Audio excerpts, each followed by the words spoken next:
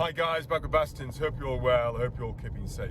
I'm just on my way back from a launch event for Amiga of the new novelties, and I've got to say they've absolutely smashed it out of the park. I believed this when they launched the new product range, Watches and Wonders earlier this year. Having seen the watches at first hand, there's some images coming up, they have nailed it, absolutely nailed it. You know, to me, Amiga are doing really, really well, but that's not the reason for the vlog.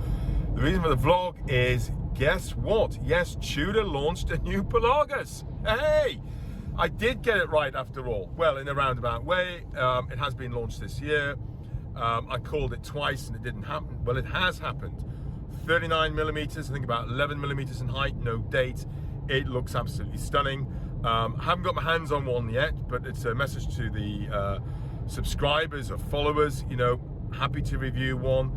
I think Tudor's really, really going places. I like the way they've launched it under the radar. I just wish I called it for a third time, and I didn't. But it looks fantastic. In the meantime, stay safe and stay tuned.